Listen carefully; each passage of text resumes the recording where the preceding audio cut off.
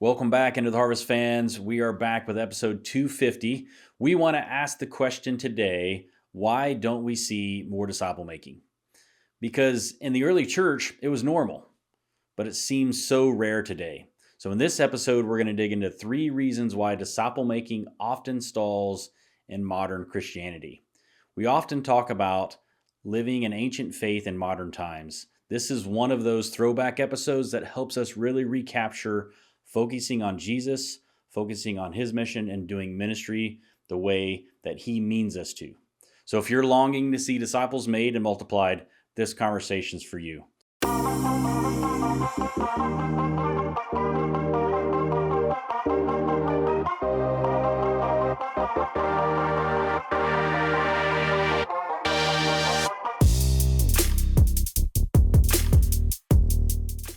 Andrew, it's great to be back together. Before we jump into this topic, we wanted to take just a second to talk about Discipleship 101. Yeah, we want to let folks know that we just launched a new product, a new resource that you can get at the website. It is an 8-part series called Discipleship 101. And just like we're going to be talking about today, our goal is to help demystify and decode discipleship. What does it really mean to follow Jesus, and how can we help others follow him? That's really what Discipleship 101 is all about. Several years back, we did an 8-part video series called Discipleship 101, and over 100,000 people have viewed that on YouTube. It's been very helpful. So we have created a discipleship discussion guide to go along with that. That's available at the website. So if you're interested in that, it'll be a great resource for you. You can watch the videos and work through the discussion guide with your small group or with somebody that you're discipling, just to help them get clarity around what does it mean to follow Jesus and help other people follow him.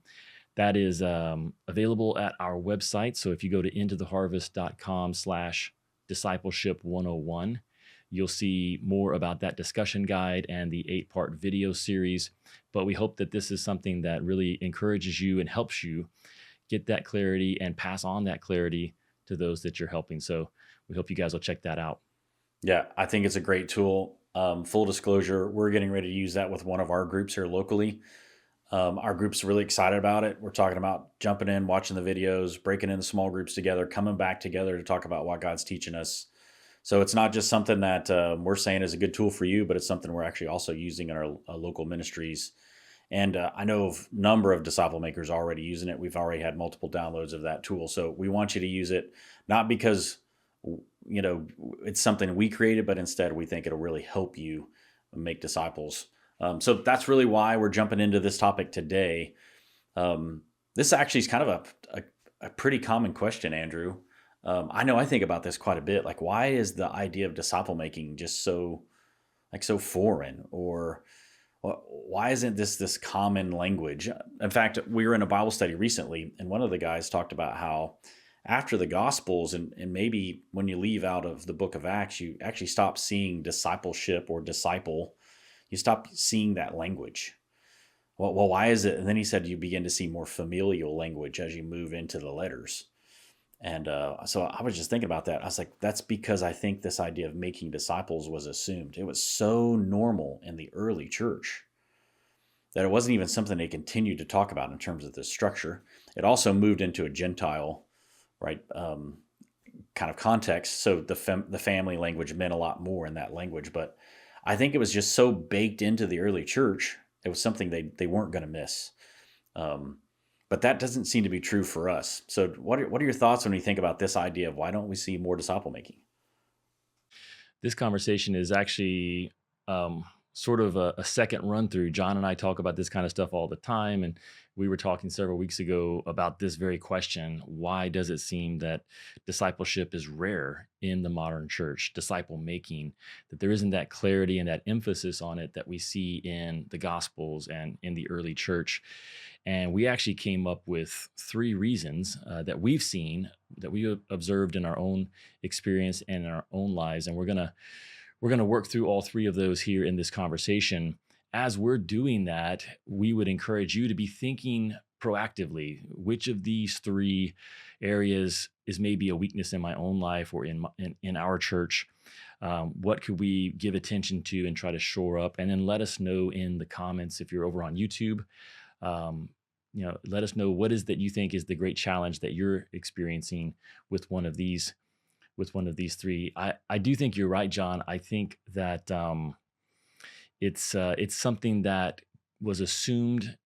It was the culture. It was actually the method that the early church spread was through disciple making. Um, I do think for us, we're 2,000 years removed from the early church, and there's so much that has grown up around the church and the Bible and the gospel. Part of our challenge is like we said earlier, to demystify or to decode it, and it's to bring focus and emphasis. And so I think that's where we should start our conversation today, is that disciple making is something that you have to be intentional about. And so that's really our first reason why we don't see more disciple making in modern times, is that we just aren't trying to do it. We lack that intentionality. We lack that emphasis. We lack that focus. And so a lack of intentionality, I think, is a good place to start this conversation about why don't we see it happening more in the modern church. Discipleship isn't just about learning, it's about becoming.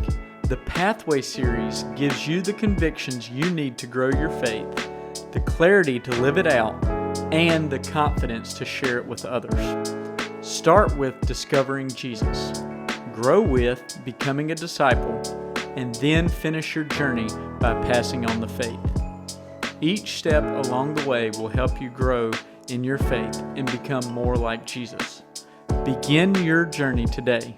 Find out more at intotheharvest.org/pathway.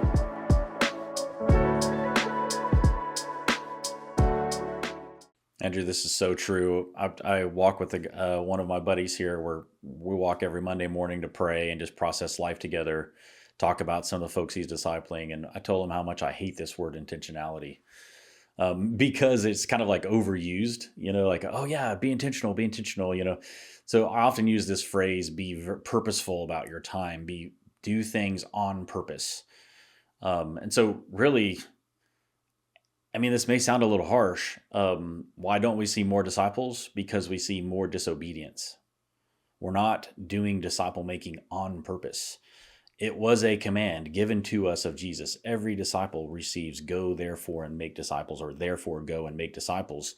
So, I'm not trying to be mean about this, but we do have to be very clear. This is something as God's people that we're called to make disciples. We have to do that on purpose. We have to do that intentionally. If we don't, we're actually living in disobedience to God. So I think the conversation has to start there. The scriptures tell us, therefore, go make disciples. If I want to be an obedient follower of Christ, I actually have to go do that. So, but it's not something I just kind of stumble upon as I go through life. It's something that I'll have to seek out very purposefully. I like that. Disobedience. One reason we don't see it is because of disobedience. And I would also just say distractions. Sometimes we're hoping that disciples will get made as we try to do 10 things, rather than say, hey, our goal is to make disciples. Now, we can have 10 different things that we're doing. How do all 10 of those serve the mission of being disciples and making disciples of Jesus, and being ruthless about keeping that focus? You will not make disciples by accident. Jesus did not make disciples by accident. He was very purposeful about that. And of course, when we look at Matthew's gospel, the very last words we see from Jesus to his disciples have to do with this mission. And so if we look at Matthew 28, verses 18 through 20, it says that Jesus came to his disciples and he said to them, all authority in heaven and on earth has been given to me. Therefore, go and make disciples of all nations. And there's that connection that Jesus is saying, hey, I'm the one who died on the cross, was buried, and came back to life. I'm the one who's been given all authority in heaven and on earth. Therefore, and our ears should be very much focused on what's coming next, because Jesus is the only one who has conquered death. Jesus is the only one who's been given all authority in heaven and on earth. Therefore, what? go and make disciples of all nations. And I've heard it said rightly that because Jesus has been given all authority, that means I should be his disciple. I should be living my life under his authority. And it gives the impetus or the command for me to help others follow him, because he's also an authority over their lives. And so um, this idea of being intentional is rooted in the Great Commission. It's rooted in who Jesus is. Because he's been given all authority in heaven and on earth, what else is there but to be disciples and to make disciples? This is the number one mission in our lives. And just as Jesus was purposeful about it, we need to be. And I think that's the starting point for us. I sometimes will ask people, what did Jesus say after that? And there is nothing. Like, that's where Matthew ends his gospel, is go therefore and make disciples of all nations. And so this really should be the focus of our lives.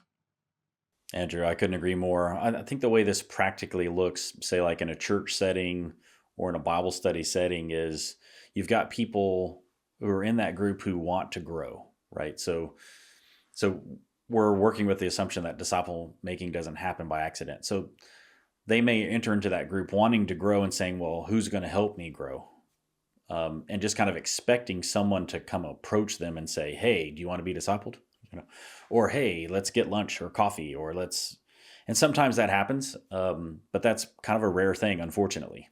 So what has to happen if you're someone who's looking for disciple making, you want someone to disciple you, is that you got to look around the room, look around the church setting and say, man, I really admire the faith of that man. I really admire the faith of that woman.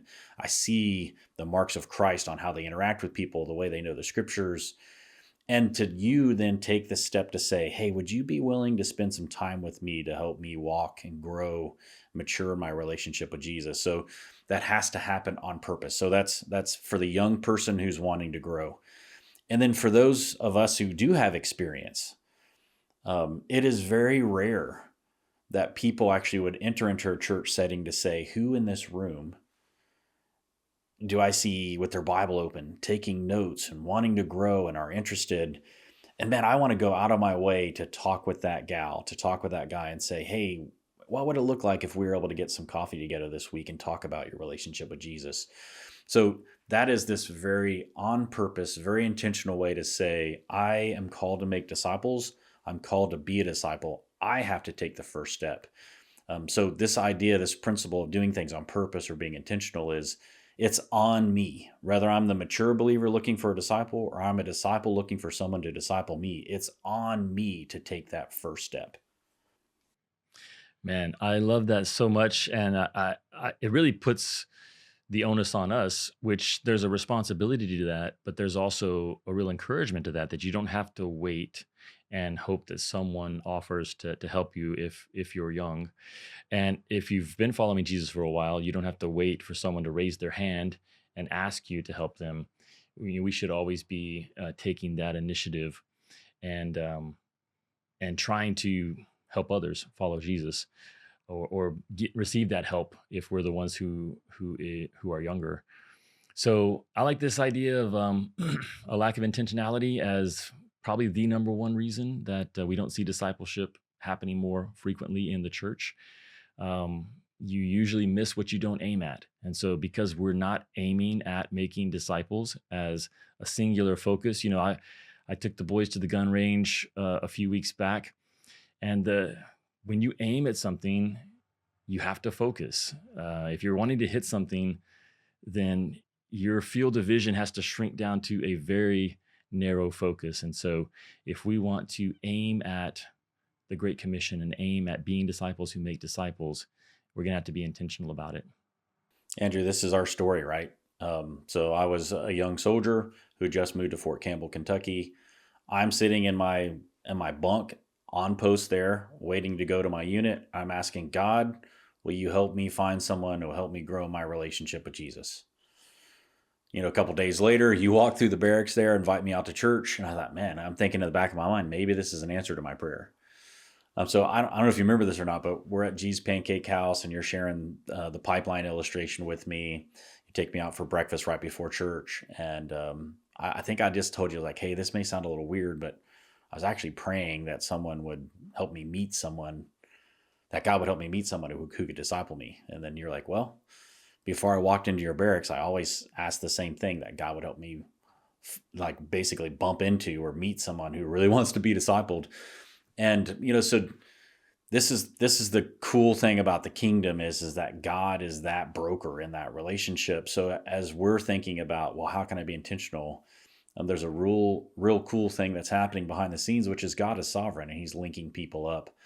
That's just a little bit of our story. And I can't think of how many of those stories over and over and over again that we've experienced. I think of one of our key guys, we're out just sharing the gospel, walking down Ardennes Street, and we're standing underneath the shade tree talking about Jesus. And he's got this big smile on his face. And he's like, I've never been witnessed to before. I joined the army to be a witness to soldiers.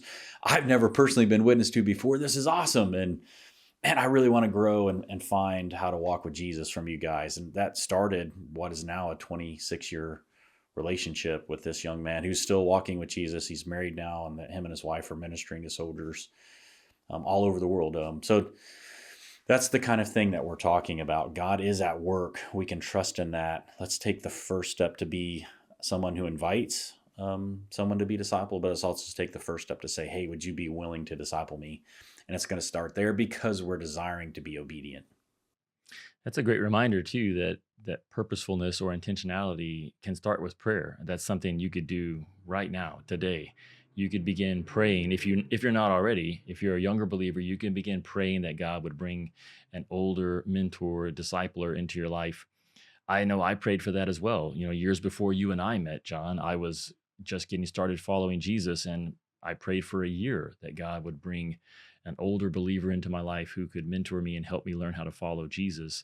And God eventually answered that prayer. So same thing, if you are that older believer, we should be praying that God would allow us to cross paths with younger believers who really want to grow and are willing to do what it takes to make space in their lives, to be taught, to be trained.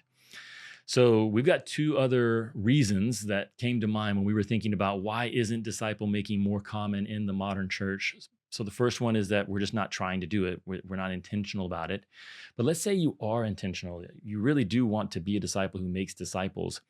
These next two are shortcomings that can sometimes short circuit the disciple making process. So why don't you give us number two, John, and we can talk about it. And this is a doozy, that disciples aren't made in a classroom. They're shaped through shared life. There's no life on life investment. So disciples cannot be made in a classroom. In fact, we often say this, that disciples are made in the in-between moments. It's not Sunday morning, then your Wednesday night Bible study. It's actually, what do I actually do between Sunday and my Wednesday Bible study? And how do I walk with Jesus at work? And how do I walk with Jesus as a husband? Or how do I walk with Jesus as a dad or as a coworker? People have questions about everyday life, not just how to come to church and sing a song, which is relatively intuitive. I know how to do church, but how do I actually know how to live with Jesus in everyday places of life? So the reality is, we want to do it in a classroom. We want to do it in a lecture hall. We want to accomplish it maybe in an hour meeting here and there, or maybe in a coaching session. But disciples will not be made that way. So number two reason is we're just not seeing life on life investment.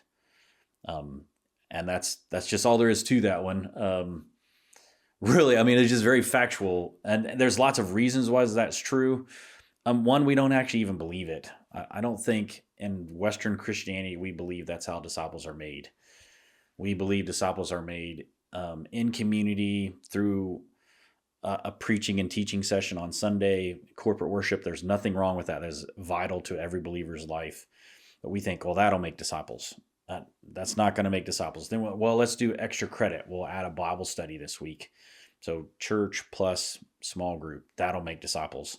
No, that's not going to do it. In fact, you're trying to create this opportunity where we're doing the most amount of life together as much as possible. That's going to create disciples. There's lots of verses here, Andrew. Mark 3:14. Jesus called his disciples to be with him, to live life with him.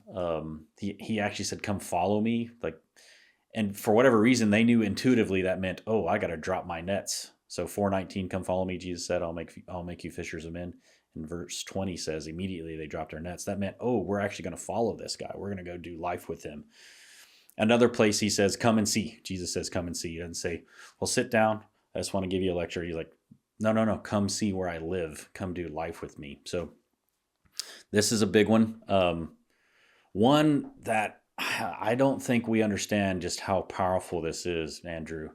And because of our own experiences, we did have this opportunity to do life with disciple makers who open their home all the time, who we live with them, those kind of things. So without this relational proximity, man, discipleship just stays in this real theoretical realm.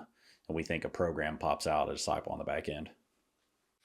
Many people have probably heard this saying that more is caught than taught. And that's kind of what we're talking about here. So think about this. We know that we want people to follow Jesus, Monday through Saturday, and not just on Sunday for 2 hours. But if the only time they're really seeing other believers practice their faith is on Sunday for an hour or two, and the way that that practice is happening is mostly passive, you're sitting, you're listening, you're receiving, then that becomes kind of the unspoken expectation. That's what's being modeled. What's being modeled when it comes to what it means to be a Christian is to show up for that 2 hour block on Sunday morning. And so all we're saying really is that we have to expand that so that what gets caught, what gets modeled, is all throughout the week in a variety of different circumstances, in the home, out in public, working alongside one another. We should be looking for all kinds of ways to get life on life. And I love the verse that you referenced there in Mark chapter 3, where it's at the very outset of Jesus's time with the 12, and it says that he appointed 12 for what? That they might be with him and that he might send them out to preach. So his ultimate purpose was to send the disciples out. But the preliminary mission was to be with him. And yes, he was going to teach them throughout that time of them being with him. Later in Acts 4, when the religious leaders are concerned about these people who are causing trouble in Jerusalem, it says that they began to recognize that they had been with Jesus. These were men who had been with Jesus. Not that these were men who had been taught by Jesus, but these were men who had been with Jesus and their life was changed by it. At the end of his time with the 12, during the Last Supper in John's Gospel, in John 13, Jesus says this, I have set an example for you that you should do as I have done for you. I tell you the truth, no servant is greater than his master, nor is a messenger greater than the one who sent him. If you know these things, you are blessed if you do them. And so at the beginning, he called them to be with them. At the end, he says, I've given you an example. I've spent these 3 years living my life of devotion to the Father in front of you so that you know this is what it looks like to be devoted to God, to live for God. And now you're going to be blessed if you follow that example, if you follow in my footsteps and if you share that with others. So this idea of life on life, there's no substitute for it. There's no shortcut to making disciples. And one of our, Paul practiced this same example. I don't know if you've got your Bible there, John, but maybe you can read for us in 2 Timothy chapter 3, verses 10 through 11. This is Paul at the end of his life reminding Timothy, this is what our life looked like together. So 2 Timothy chapter 3, verses 10 through 11. You, however, have followed my teaching, my conduct, my aim in life, my faith, my patience, my love, my steadfastness, my persecutions and sufferings that happened to me at Antioch, at Iconium, at Lystra, which persecutions I endured, yet from all them the Lord rescued me. Yeah, and one thing I love about that is Paul is telling Timothy, listen, you know what I am all about. You have followed, not listened, you have followed. And he starts with my teaching. And so teaching is a big part of making disciples. Jesus said, go therefore and make disciples, baptizing them, teaching them. But then Paul, after saying that Timothy had followed his teaching, he goes on to list 8 other things that Timothy had picked up from Paul. And those things can't be picked up just by teaching. They're picked up by sharing life together, older believers with younger believers. And so let me ask you this, because I think we've made the point that it needs to be happening. What are some of the reasons why this is a challenge or why we don't see it happening more, life on life disciple making? Yeah, man, Andrew. So the context actually of 2 Timothy 3:10, 11 is really important. So right before that, he talks about the idea of godliness in the last days. People will be lovers of self, lovers of money, proud, arrogant, abusive, disobedient to their parents, ungrateful, unholy, heartless, unappeasable, slanderous, without self control, brutal, not loving good, treacherous. Man, this is a rant of like epic proportion here about the type of people that we're around in our culture. That there are lots of people who do not want it. There are people who do stand against the cause of God. So that's one clear reason that's in the context. And that's why the contrast with Timothy is so important. You, however, have followed my teaching, my conduct, my aim in life, all those things. There's a really cool contrast that Paul lines out in the scriptures there. But man, I think the other one that's just readily available is just straight up busyness. God's people are busy. Everyday people are busy. We're busy. And if we're honest, we the opportunity of making a disciple is just like, another thing I got to do. Here's the crazy little thing about life on life, though, Andrew, is that you don't add things onto your schedule to make disciples. You invite people into your life, and they watch your life that you're already living.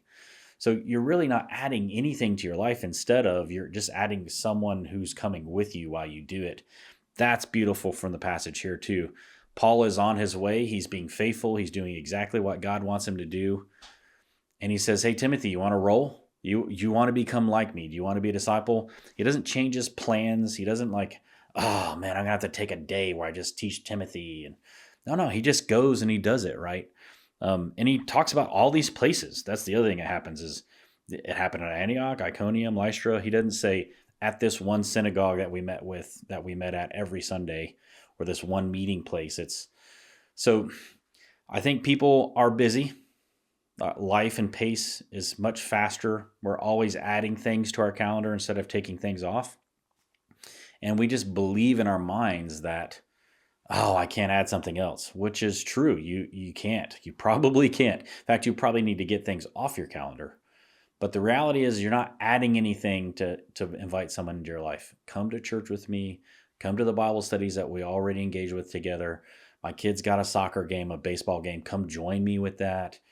Hey, I'm going to eat lunch. We're going to have dinner as a family. Come join us. What was true for me is you and Cindy didn't add anything to your schedule. You invited me instead to move into your home, to watch how you lived as husband and wife, to watch how you raised the kids. I still know your kids now. Like I'm still thankful for the relationships that we built in your home. That's a very special relationship, but you didn't add things to your schedule. You just invited me to come be a part of your already existing schedule. So busyness and misunderstanding what life on life is actually is, I think, a real barrier here. Well, maybe just a few final thoughts on this one before we move to the third reason why we don't see disciple making happening more often in the church. A few other thoughts just on life that I would share. There's an old Gatorade commercial, "Is it in you?" And so, one reason why life on life works is because if I'm following Jesus and then I invite someone else into my life, then they're going to automatically see what it looks like to follow Jesus, not perfectly, but sincerely. If I'm not focusing my life on Jesus and I invite someone to share life with me, that's not what they're going to get. They're going to get whatever it is that my life is directed towards, whether that's ambition for financial success or career success or family success. There's a lot of things that we could pass on or model for people. So the first question I think I would encourage folks to ask is, am I living a life of devotion to Jesus? If someone spent a lot of time hanging out with me, would they naturally see how my life is ordered around Jesus? And then if it is, just look for ways to open up your life. And so The challenge there, I think, would just be how many different settings can you invite people to join you in? So if you're reading the Bible every morning, could you invite someone to join you for coffee and just read the Bible? You can actually be doing it quietly. You don't have to read it out loud together. Just they can be reading their Bible while you're reading yours, and then maybe you spend a few minutes talking about it. I think this is one reason why hospitality is so imperative in the New Testament. Opening your home, when you let people into your personal space, they begin to see how you live, and that's a beautiful thing. Exercise, if you like to work out, how can you invite people to do that together? Cookouts. I mean, there's a lot of ways. Work projects. It's just trying to expand the surface area of your time with younger believers and allowing them to have access to your life. The disciple making will happen almost automatically. If it's true about you, if you're living a life of devotion and you're bringing younger believers into your life in its different contexts, the opportunities for conversation and disciple making is just going to spike. So life on life is a challenge because we have to share ourselves with others. But let's talk about this third reason, John, and then maybe we can recap it. Yep. So we're supposed to pull every young believer into life with us and do life on life. No way. That's not going to happen. That's the whole point of this point number 3 is we just avoid practicing selection. And the reality is Jesus didn't disciple every person that was in that crowd. All of those people that came to hear Jesus speak, almost all of them went home when he was done speaking. But he did choose a few to go deep with, and we talked about that in Mark 3:14. We see him really wrestle through that in Luke chapter 6, verses 12 and 13. He chose a few to go deep with. And really, that kind of focus, Andrew, it feels really uncomfortable in our culture. But it's essential if we want to do Christ-centered disciple making, investing in the few for the sake of the many, and thinking about the world that will come because of the deep investment in a few people. And man, the Bible's full of words like entrust, guard the deposit. This is all of these kind of words that kind of describes one disciple to the next disciple to the next disciple who's making disciples, right? That we would actually take very purposefully what we know about Jesus and give it away to the next generation. And they would see that as something they guard and then invest in someone else. So you can't do that with everybody. That's impossible. Even if you built a mansion, you couldn't invite every young believer who has some sort of hunger into your life and say, hey, watch how we do life. Instead, you actually very purposefully and very prayerfully say, God, who is it you've brought into my life that I know wants to do the same mission you've called me to? Who would you lead me to invite to be with me that we might execute the mission together? Into the Harvest is a nonprofit ministry made possible by generous partners who believe Jesus is alive today and still calling people to follow him. Their monthly support helps disciple making grow and thrive around the world. If Into the Harvest has made an impact in your life and you want to help share the good news of Jesus with others, join us today and become a monthly giving partner. Visit intotheharvest.org/give. Yeah, and I think the way I would try to help people discern the difference between life on life and selection, I think life on life, sharing our lives, opening our lives, I think we do that with a lot of people. You see that with Jesus. Jesus shared himself, he shared his space with a lot of people, but he then concentrated his life on a few. And so I think the same, we do it the same way, that the way that you select is by concentrating. So who are you going to concentrate on as you're sharing your life? And this is just your normal way of going about living your faith is to invite people in to share your life and to truly get to know you, the good, the bad, and the ugly. As you're doing that, you're praying and you're looking for a few that you want to concentrate on. And so in a sense, you're sharing with everybody. So it's not like you're withholding. And that's what some people don't like about this idea of selection is like, it can seem like favoritism. Or there can just be a question of, well, who do I select? I don't know who I should focus on. If there's these 6 people that I could meet with, who are the 1 or 2 that I should? But the bottom line is that you have to do it. You have to select, and you need to learn to look for the right traits so that you can select and entrust the faith to this next generation. And sometimes this is an issue of um, devotion. So there are some people who are going to interact with our lives who have faith. They believe in God in a general sense, but they're really not wanting to focus on Him or really dedicate themselves to Him. And you can spend a lot of time with people who aren't serious about their faith. Maybe they have faith, but they're not serious about their faith. That would be a mistake in my view. So you want to find the people who are ready to be serious about their faith, and you might have to be the one who's challenging them to step forward and to truly commit their lives. But you see Jesus doing that. That was a big part of his ministry, and the way he interacted with people was to challenge them to step up, to repent, to focus on the kingdom, to count the cost.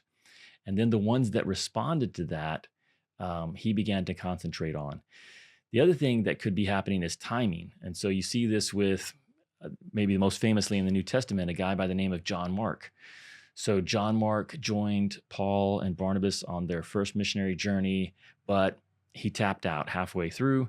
He abandoned the mission and he went back home. Later, Barnabas wanted to take John Mark again, and Paul basically said, "No, I don't want to concentrate on John Mark. He ditched us last time. I don't want to select him for this next mission." This ended up being a point where Paul and Barnabas went separate ways. They both still followed Jesus, but they went on separate missions, and Barnabas took John Mark. Later in life, Paul said that John Mark was useful, that he wanted to partner with him. And so sometimes it's just a question of timing, that you may challenge someone to really devote themselves to faith and to spend more time with you, and they may not be ready for that at that time. Maybe a year from now, they will be. So there's no need for us to judge people. We just want to be looking for the people who are ready, who want to really grow, and then begin concentrating more time and attention on them. That's what selection is. Yeah, Andrew, I think the challenge for this very practically is because we want to see more people come into the kingdom, because we're so excited about what Jesus has given us and the dynamic relationship we have with him, the intimacy we have, and the joy we have in the mission, is just to say, oh, I could give that away to another person and another person and another person. But the reality is my time is often better spent, instead of adding another person onto the list, having another opportunity to speak to the same person over and over about some of the core principles of Jesus. So disciple makers who kind of can gather a crowd around them, the challenge they'll face is, oh, I can meet with this person and this person and this person and this person, and they're spreading themselves thin, rather than to say, ooh, I can meet with this person 3 times this week, and we have a chance to really go deep in relationship. So Andrew, in our relationship, just thinking back, the day that we met, you invited me out to church, but before church started, you said, well, let's get breakfast together. We went to church together. After church, we had lunch together. This was your Sunday battle rhythm, by the way. This is Sunday. There's no rest for a disciple maker on Sunday, by the way. So Sunday, we had lunch together. After lunch, we went and directly played softball. After softball, I think I went to the barracks and showered. You came, picked me back up, and invited me to dinner at your home. And that wasn't very long after you said, well, hey, I do a quiet time. Your house is on the way to my work. Let's have a quiet time. I want to teach you how to read the Bible every day. So every time I respond to that invitation, you're like, okay, well, I'll ask another. And then I found myself in a car with you and 3 other dudes driving to St. Louis to pick up my truck. I just moved in. So my truck kind of came in through a port in St. Louis, and all 3 of those guys are asking me, well, what's your relationship with Jesus look like? And then it was come to Thursday night Bible study. And so instead of you continuing to find another person, you're like, man, John really wants to grow. He really wants to mature. And I want to kind of invite him into more of my life. So I'm focusing my efforts. And there were all kinds of crazy challenges in there. How am I honoring God with my finances?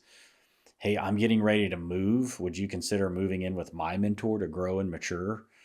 Um, I'm moving. Would you like to move with me to help launch a ministry at Fort Bragg? All of those are a part of that, but it was, you could have said, well, John's good. He's hungry. He's coming to study, and found someone else and invited them to study. But instead, disciple making says, hey, John, let's continue to grow in a deeper relationship. And we had conversations early on that I had probably never had with anybody because the depth of our relationship grew very quickly. I think that's one of the ironies, something you just mentioned there. I think sometimes if we're older believers and we see a younger believer who is really devoted and wanting to grow, ironically, we can say, oh, he's good or she's good. They're coming out to Sunday, they're coming out to growth group or Bible study. Um, but these folks over here, they're struggling. So I need to actually concentrate on the ones who are struggling. And I think it's a mistake. I think it's actually the exact opposite of what we need to do.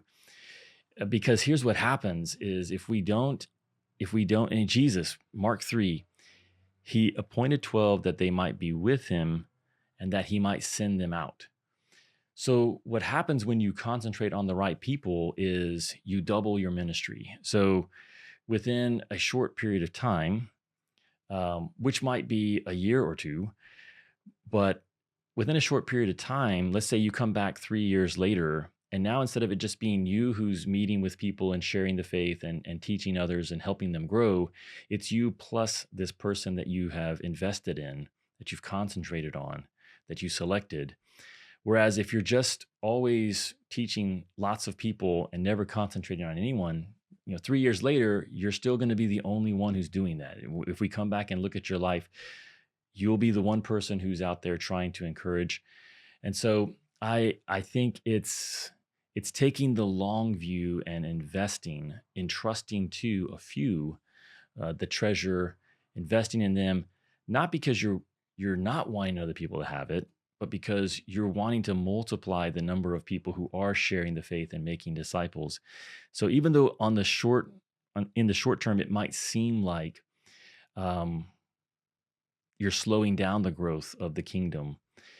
In the long run, the exact opposite happens because as people learn how to really grow to maturity and share their faith, now there are multiple people who are walking with Jesus, making disciples in your church, and that's really what we want. So, any final thoughts on this third one on selection, John? And maybe we could just quickly recap all three. Andrew, you said it. I think it's worth saying again. Selecting the few is about the crowds. Selecting a few people, it really is keeping in mind we need more people helping the crowds. Right? But that's not an intuitive response to a need. It's, oh man, well, I got to help everybody. I got to help everybody quickly. Instead, no, we can set up. I just asked somebody recently, why do we hate the methods of Jesus? On one of our recent podcasts.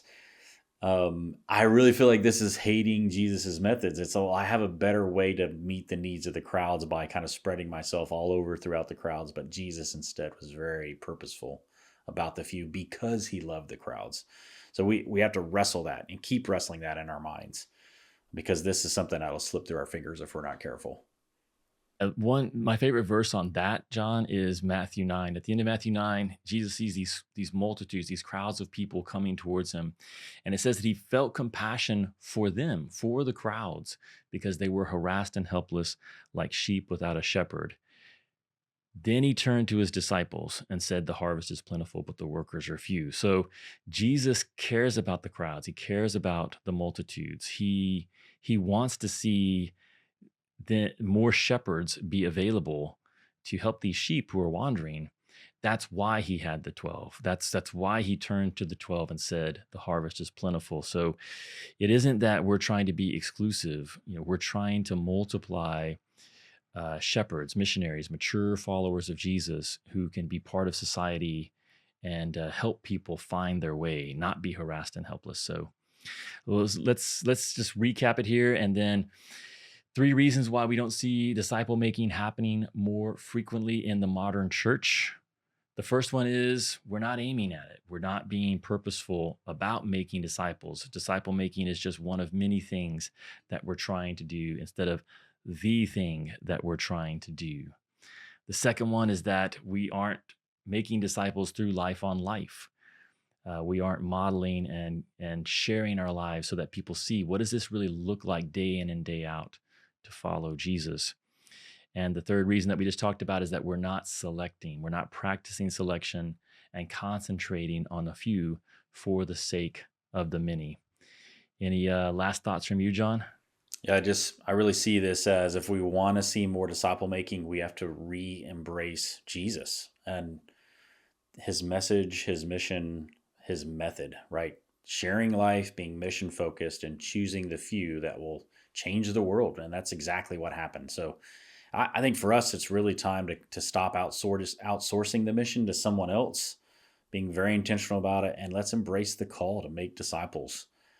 So we want to go back to that audience engagement question. Andrew kind of set it up for us early on. Be thinking through, what is it for you? Is it I'm just not purposeful about it? Am I too busy to share my life? Okay, there's lots of people around, but I'm not really concentrating on a few. Really think through those things and wrestle through those. Maybe another way to say it is like, what's one relationship in your life or you could really move towards more intentional life on life disciple making? Whether that's in receive mode, if you're someone who needs to be discipled, who is around you? Would you disciple me?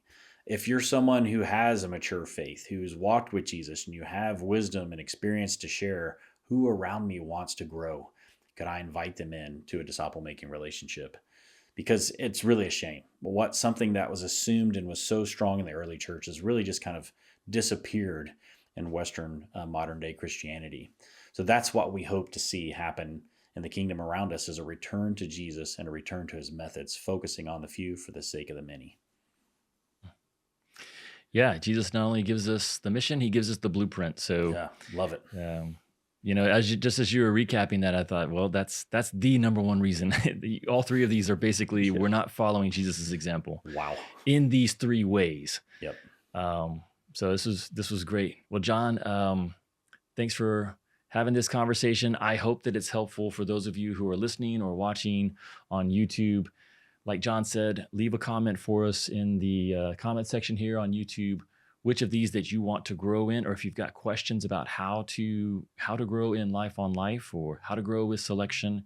If anything didn't make sense, let's keep the conversation going in the comments. We love you guys. We're glad you're part of this community, and we look forward to seeing you on the next podcast. Yeah, get after it. See you soon.